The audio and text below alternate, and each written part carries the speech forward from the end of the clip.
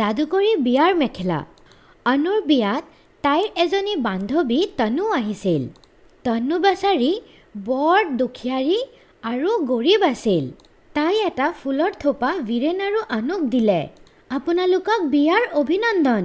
ভগৱান যেন আপোনালোক দুয়ক সদায় এনেকুৱাকৈয়ে ভাল ৰাখে। বহুত ধন্যবাদ। আৰে তনু, সব ঠিক আছেতো? বৰ কমজোৰ যেন লাগি আছে। জানো কিয়? যিয়ে খাওঁ গাত নালাগে। তুমি নিজৰ আৰু ভিনদেউৰ খিয়াল ৰাখিবা। তোমাকো নিজৰ গাৰ ওপৰত লক্ষ্য দিব লাগিব। তেতিয়াই তনুৰ মাহীমা মালতী আহি গ'ল আৰু তনুক ধৰি তাইক ক'লে, ব'লা তনু, বহুত দেৰি হ'ল, ঘৰলৈওতো যাব লাগিব। মা চোৱা, মোৰ বান্ধৱী অনুৰ কিমান ভাল বিয়া হৈছে। অনুটো বৰ ধুনীয়া হয়। সেইবাবে ভগৱানে তাইক ভাল জাগাত বিয়া কৰাইছে। তোমাৰ নিচিনা নেকি? ভাল দৰা পোৱাৰ বাবে ভাল চেহেৰাও হ'ব লাগে।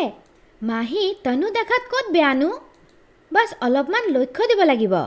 তাইৰ আপোনালোকৰ মৰমৰ বৰ প্ৰয়োজন। বাছ তাই অকল কান্দিব পাৰে। তাইৰ একো নহ'ব। আৰু এটা কথা, যিমানে গা নধোৱা কিয়, কাউৰী কেতিয়াও হাঁহ হ'ব নোৱাৰে। তাই নিজৰ মুখত ঢেৰ হালধি আৰু চন্দন লগাইছে। একোৱে হোৱা নাই। আণ্টি, এনেকুৱা নক'ব। আপোনাৰে ছোৱালী হয়। তনু, মন সৰু নকৰিবা।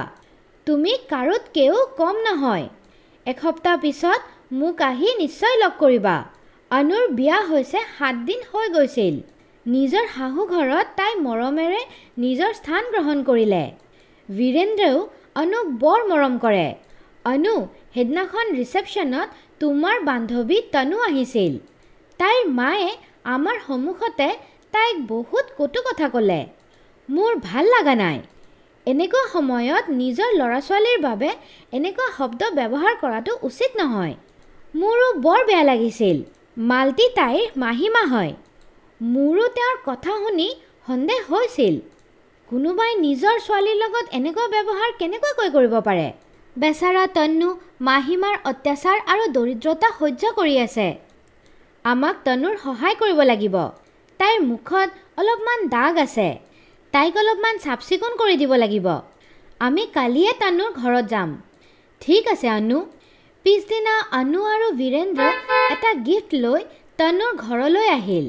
তেওঁলোক বাহিৰৰ পৰাই তনুৰ মাহীমাৰ কৰ্কশ মাত শুনা পালে। কিয় তনু, এটা কামো ভালদৰে কৰিব নোৱাৰা? ঝাৰুও ভালকৈ দিয়া নাই আৰু কাপোৰো ভালকৈ ধোৱা নাই।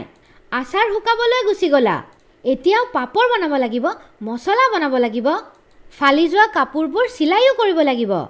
মোক খাবলৈ দিয়া আৰু কামত লাগি যোৱা। আৰে, বাৰে বাৰে মুখ ধুলে বগা হৈ নাযাবা। অনু আৰু বীৰেন্দ্ৰে দৰজাত নক কৰিলে। আহক আহক, আপোনালোকৰ স্বাগত হয়। আপোনালোক আহক আৰু বহক। এয়া গিফ্ট আপোনালোকৰ বাবে হয়। ইয়াতে এডাল চমৎকাৰী মেখেলা আছে আৰু সেয়া মই তনুৰ বাবে আনিছোঁ। আৰে বাহ, মেখেলা! অ' গ্ৰেট! এনেকুৱা মুখ আৰু মুহুৰডালি। তাইৰ বাবে সোণৰ মেখেলাই আনি দিয়া না কিয়? কোনো পাৰ্থক্য নহ'ব। মাহী, আপুনি আকৌ আৰম্ভ হৈ গ'ল। আৰে, এতিয়া তনুৰ বিয়া হ'ব। ভগৱানে কৰক তাই যেন ভাল ঘৰ পায় আৰু তাইৰ বিয়া যেন ভাল ঘৰত হয়। তাইৰ জীৱনত যেন আনন্দ আহে। কোন কৰিব তাইক বিয়া? তাইৰ মুখখনটো চোৱা। দৰা ঘৰৰ মানুহটো চোৱাৰ লগে লগে পলাই যাব। আণ্টি চাব, দৰাৰ ঘৰৰ মানুহ এটা ভৰিত দৌৰি আহিব। বিয়াৰ পিছত তনুক হাঁহি হাঁহি লৈ যাব। তনু, সকলোতকৈ আগত এটা কাম কৰা। হাত মুখ ধুই মেখেলাযোৰ পিন্ধি মোক দেখুওৱা। মই তোমাৰ চুলি ঠিক কৰি দিম। তনু মেখেলাযোৰ পিন্ধাৰ বাবে ভিতৰলৈ গ'ল আৰু মালতী বহি সিহঁত দুজনৰ লগত কথা পাতিব ধৰিল। অলপ দেৰি পিছত যেতিয়া তনু মেখেলাযোৰ পিন্ধি বাহিৰলৈ আহিল, তো সকলোৱে তাইক দেখা পাই আচৰিত হৈ গ'ল। মালতীৰ মূৰ ঘূৰাই গ'ল। মাহী চোৱা, এতিয়া মোৰ বান্ধৱী তনু কিমান ধুনীয়া হৈ গৈছে। এনেকুৱা লাগি আছে যেন কোনো ৰাজকুমাৰী হয়। তনু, তুমি এজনী ধুনীয়া পৰী হৈ গৈছা। আৰে, এইবোৰ কেনেকুৱাকৈ হৈ গ'ল? তনুটো একদমেই সলনি হৈ গ'ল। তাইৰ মুখত আৰু গাত কি লগাই দিলা? অনু, তুমি তাইৰ মুখত কি লগাই দিলা? মাহী, এতিয়া যিকোনো ল'ৰা তাইৰ লগত বিয়া পতাৰ বাবে সাজু হৈ যাব। হাঁহি হাঁহি বেণ্ড বাজা লৈ আহিব। মাহী, এতিয়া আপুনিয়ে কওক, ইমান ধুনীয়া মুখখনক অলপমান সাৱটিটো ধৰক। এয়া কৈ সকলোতকৈ আগত আনুৱে নিজৰ বান্ধৱী তনুক সাৱটি ধৰিলে। তাৰপিছত যদিও মালতীৰ ইচ্ছা নাছিল, তনুক সাৱটি ধৰিলে। তনু, এয়াতো ঠিক আছে। মই ভাবি আছোঁ তাইৰ বিয়াত ঢেৰ যৌতুক দিব লাগিব। আণ্টি, তাইৰ বিয়াৰ বাবে কোনো যৌতুকৰ টেনশ্যন নাৰাখিব। আপুনি সন্মতি দিলে চব হৈ যাব। এদিনাখন অনুৰ মামাৰ ল'ৰা জিতেন্দ্ৰ আৰু তেওঁৰ মা দেউতা তনুৰ ঘৰলৈ আহিল আৰু তনুক দেখাৰ লগে লগে সকলোৱে একেলগে তনুক বিয়া কৰাৰ বাবে সাজু হৈ গ'ল।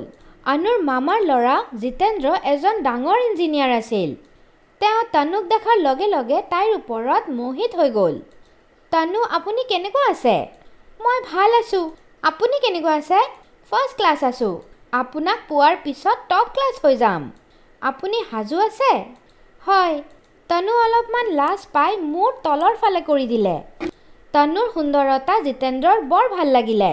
যাদুই মেখেলাযোৰৰ বাবে তনুৰ জীৱন সম্পূৰ্ণভাৱে সলনি হৈ গ'ল। তাৰ পিছত বৰ ধুনীয়াৰে তনু আৰু জিতেন্দ্ৰৰ বিয়া হৈ গ'ল। তেওঁলোক আনন্দৰে বাস কৰিব ধৰিল।